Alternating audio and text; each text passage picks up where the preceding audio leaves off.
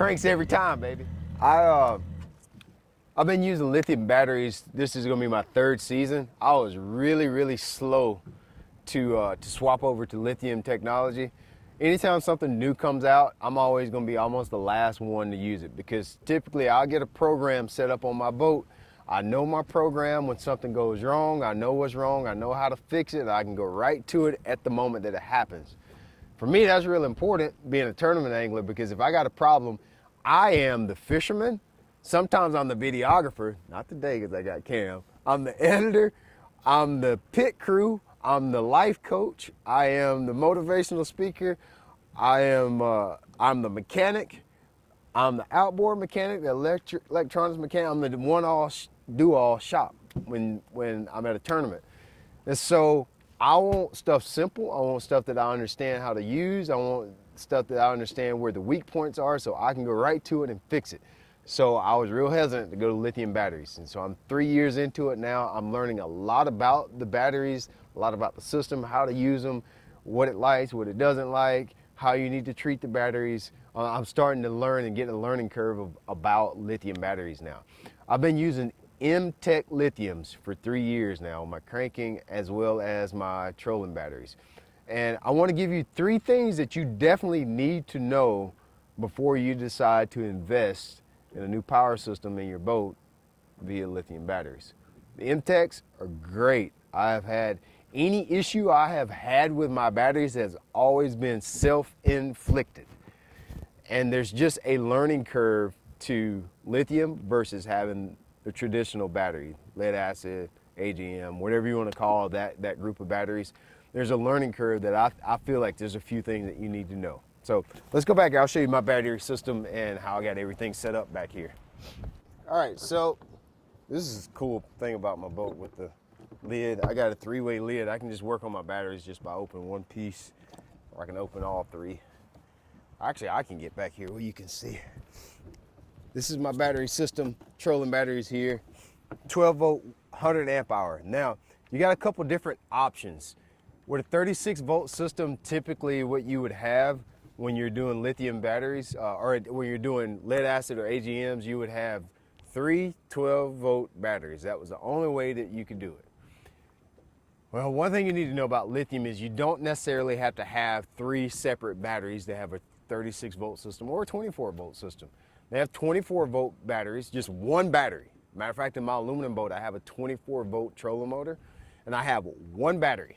I guess that was 2 finger. I have one battery for my entire trolling system.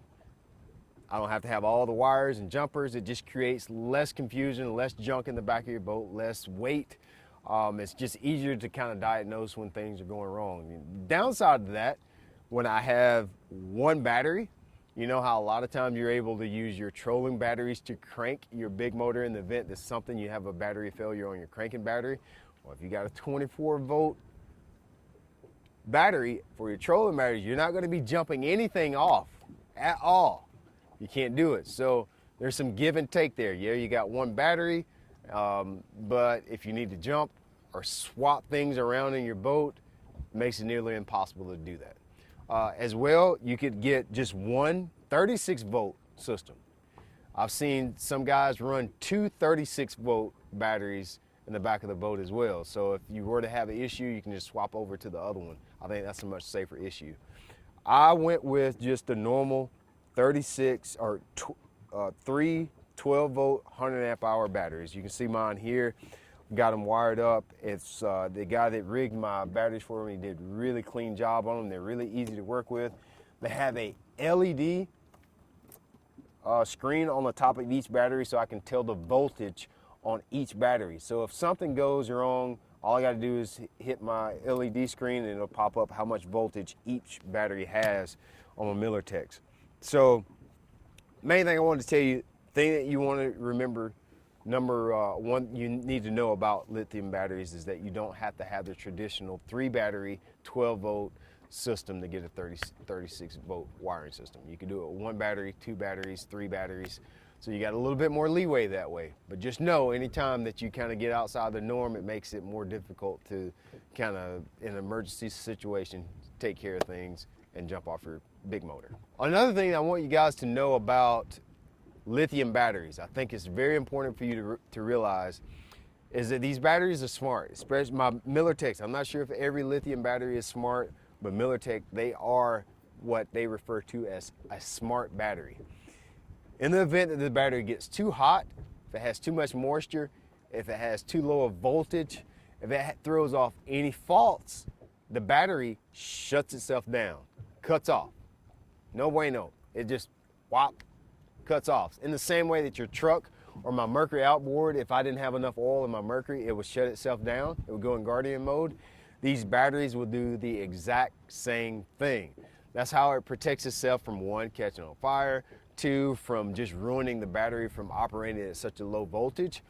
So that's good, but the learning curve for me was, unlike your traditional battery, if something was going wrong with your lead acid or your AGM, it'll kind of start to slightly give you a signal like, hey, I'm getting low on voltage here. You're not going to have the power that you normally have. With lithium batteries, it's putting the same output all the time. From the time I put my boat in the water to the end of the day when it's blowing 20 like it is today, it's going to give me the same output all day long. Something goes wrong, it shuts it off automatically. And so it was a learning curve for me.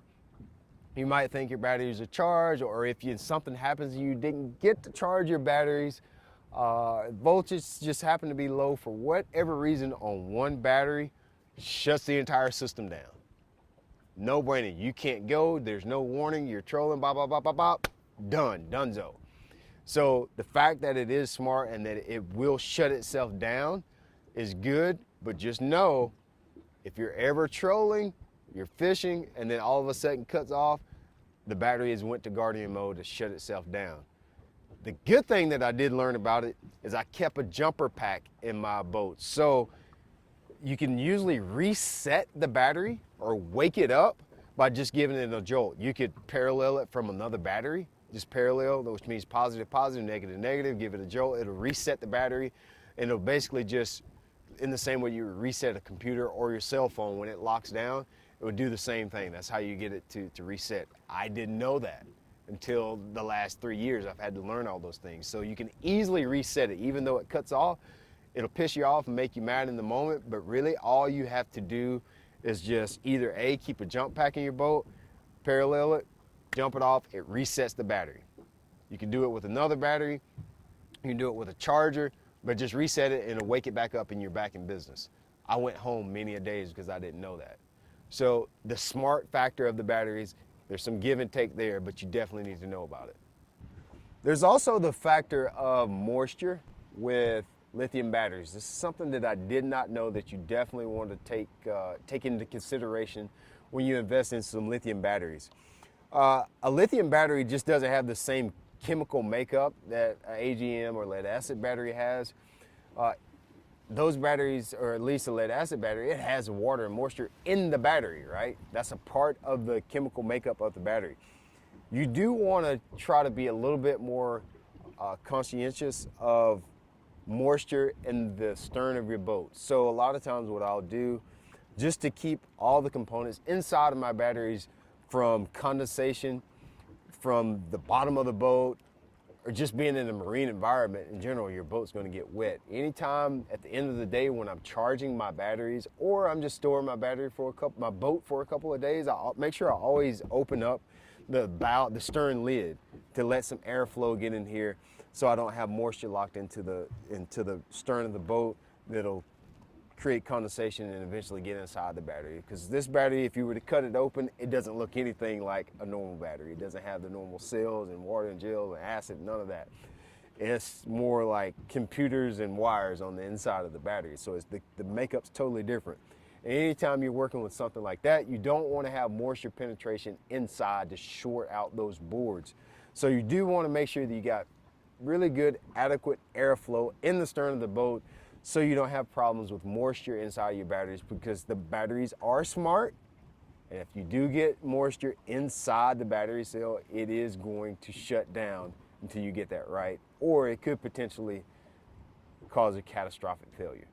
All right, so those are 3 things that I would tell you about lithium batteries that you definitely need to know.